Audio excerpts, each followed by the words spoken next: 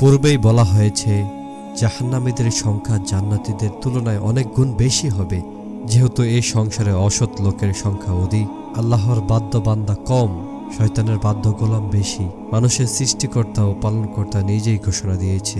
আল্লাহ তাআলা সূরা ইউসুফের 103 নম্বর আয়াতে বলেছেন, তুমি যতই আগ্রহী হও না কেন, অধিকাংশ লোকই বিশ্বাস করবার নয়।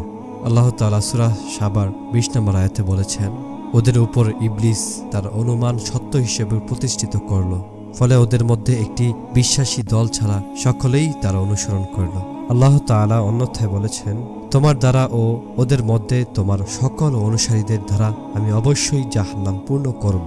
বলা বাহুল্য, অধিকাংশ জিন ইনসানই জাহান্নামের অধিবাসী। মহান আল্লাহ তাআলা আদম আলাইহিস সালামকে আদেশ করবেন যেন তিনি নিজ সন্তানদের মধ্যে হতে 1099 জনকে জাহান্নামের জন্য বের করে দেন। এই কথা শুনে গর্ভবতীরা তাদের গর্ভপাত করে ফেলবে, বালকরা বৃদ্ধ হয়ে পড়বে আর মানুষকে দেখে মাতাল মনে হবে, অথচ তারা আসলে মাতাল হবে না, বরং আল্লাহর আযাবের ভয়াবহতার জন্য এই রকম হবে। সাহাবাদের কাছে এই কথা অত্যন্ত ভারী মনে হলো। তাদের চেহারার রং পাল্টে গেল। মহানবী সাল্লাল্লাহু আলাইহি ওয়াসাল্লাম তা দেখে বললেন, ভয়ের কিছু নেই, 999 জনের সংখ্যা ইয়াজুজ মাজুজের মধ্যে হতে হবে, আর তোমাদের মাত্র একজন।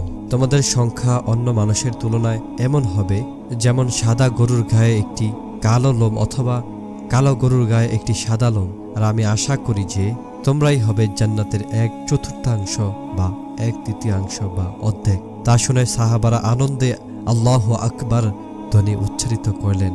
অন্য এক বর্ণনায় আছে, প্রত্যেক 100-র মধ্যে 99 জন জাহান্নামে যাবে। হয়তোবা এই সংখ্যাতে ইয়াজুজ মাজুজকে গণনায় বাদ দেওয়া হয়েছে, আর আল্লাহই ভালো জানে।